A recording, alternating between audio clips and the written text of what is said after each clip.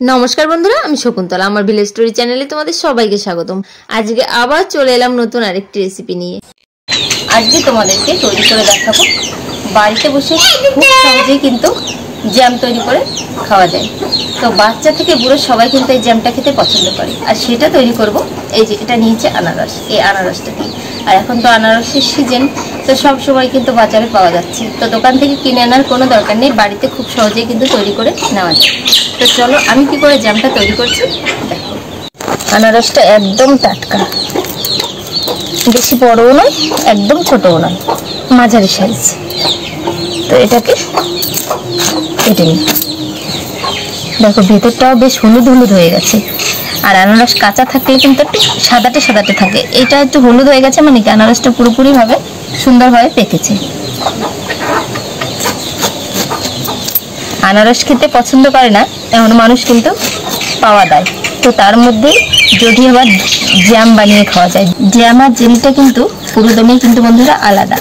তো আমি যেটা তৈরি করছি এটা কিন্তু জ্যাম, আর জেলিটা কি করে তৈরি করে তোমরা যদি দেখতে চাও অবশ্যই আমাকে কমেন্ট বক্সে লিখে জানিও, তাহলে আমি তোমাদেরকে জেলিটাও তৈরি করে দেখাবো। আনারসটা কিন্তু গোটা ধুয়ে নিয়েছি আগে থেকে সুন্দর করে, তোমরা আবার ভেবো না যে ধোয়নি।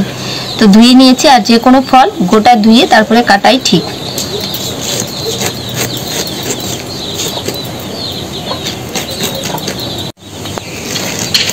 পেছন সাইডটাও পরিষ্কার করে নিয়েছি।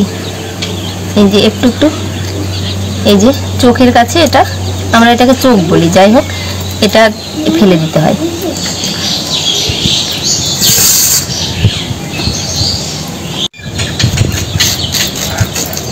এটাকে বাদ দিয়ে দেবো।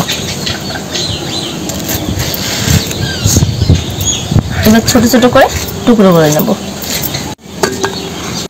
সম্পূর্ণ আনারসটা কেটে নিয়েছি, এটা এবার মিক্সারে পিষে নিয়ে আসি।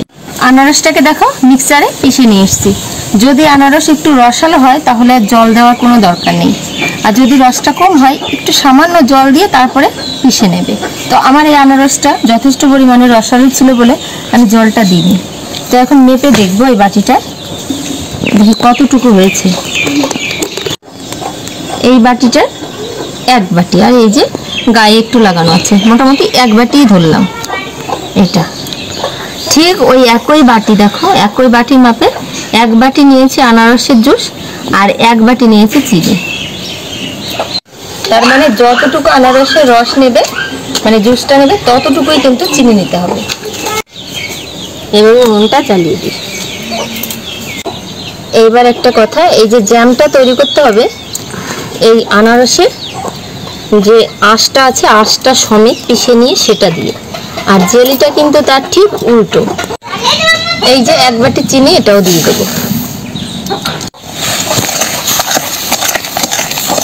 এবার একটা কথা, যদি একটু কালারটা একটু হলুদ হলুদ বানাতে চাও আনারসের মতো, তবে কিন্তু একটু ফুড কালার দিতে পারো। আমি দেখো এখনো কিন্তু ফুড কালার ব্যবহার করিনি, বাড়িতে বানিয়ে খাবো, ফুড কালার না দেওয়াটাই ঠিক। অনবরত কিন্তু এইভাবে নাড়তে হবে, তলাতে যেন ধরে না যায়, আর জালটাকে একটু লো করে দিয়ে তবেই কিন্তু রান্নাটা করে নিতে হবে। আস্তে আস্তে দেখবে এই জ্যামটা একদম স্বচ্ছ হয়ে আসছে, আর একটু ঘন হয়ে এলে নামিয়ে নিতে হবে। তো দেখো অনেকটা কিন্তু ঘন হয়ে এসছে, আর কালারটাও দেখো এখন চেঞ্জ হয়ে গেছে। চিনি রসে জাল করার জন্য এরকম কালার এসছে, আর এখনো কিন্তু পাতলা আছে, দেখো পড়ে যাচ্ছে খুন্তির থেকে। চিনিটা যাতে দানা বেঁধে না যায় তার জন্য একটু লেবু রস দেবো। এখান থেকে একটু নিয়ে একটা বাটিতে ফেলছি। তো এইভাবেই একটু সময় রেখে দেব। যদি দেখি না এই গড়িয়ে আর পড়ছে না, তবে বুঝবো আমার জ্যামটা একদম ঠিকঠাক আছে। একটু সময় রেখে দিয়েছি, একটু ঠান্ডা হয়েছে। এবারে এইভাবে ধরবো, দেখো এখন আর কিন্তু গড়াচ্ছে না জ্যামটা। তার মানে এই জ্যামটা কিন্তু ঠান্ডা হলে ঠিক এই পর্যায়ে আসবে, তার মানে আমার জ্যাম একদম তৈরি হয়ে গেছে।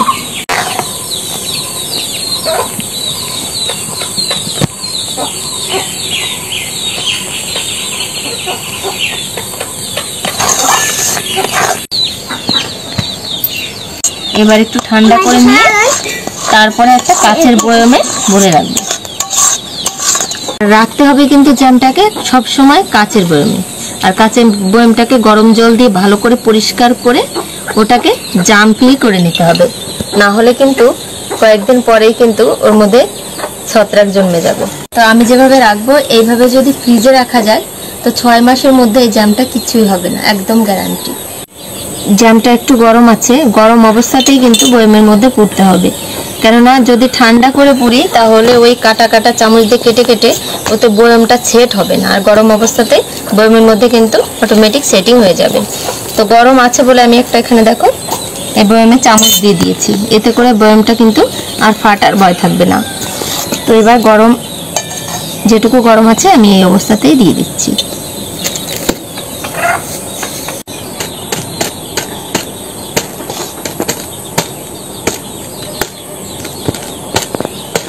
এটা এখন যতটা পাতলা লাগছে ঠান্ডা হওয়ার পরে কিন্তু আরেকটু ঘন হয়ে যাবে।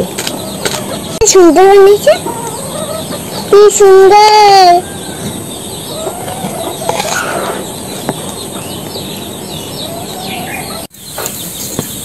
তো পুরো পাগল খাওয়ার জন্য নেই, এইটুকু খা।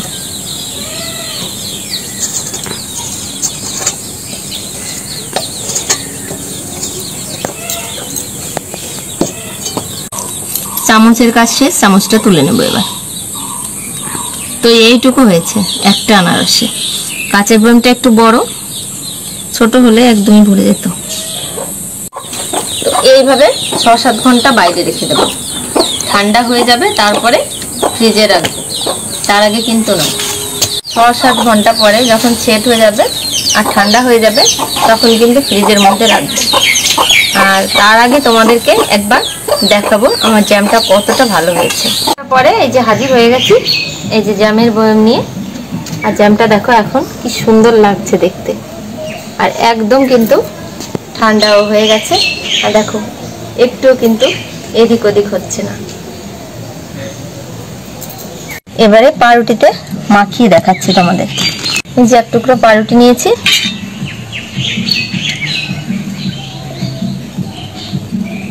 জ্যামটাকে এই যে তুলে নিলাম। দেখো কেমন বলো? ভালো ভালো। এইভাবে বেশ সুন্দরভাবে পাউরুটির গায়ে ঘষে নিলেই জ্যামটা লাগিয়ে নিয়ে ব্যাস বাচ্চাদেরকে দেবে, বড়দেরকে দেবে, সবাই কিন্তু সন্তুষ্ট হয়ে খাবে।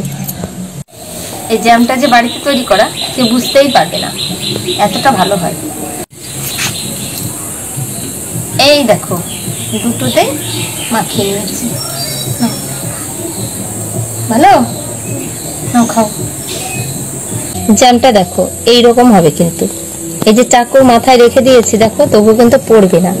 আবার দেখো যে একদম আঠালো হয়েছে তাও না, সেটাও না, এই যে এইরকম হবে কিন্তু। তো বন্ধুরা এইভাবে কিন্তু সহজভাবে বাড়িতে কিন্তু তৈরি করে তোমরা খেতে পারো। কি বাবা আমি একটু খাবো? আচ্ছা ঠিক আছে। দেখো জ্যামটা লাগিয়েছি কি সুন্দর লাগছে।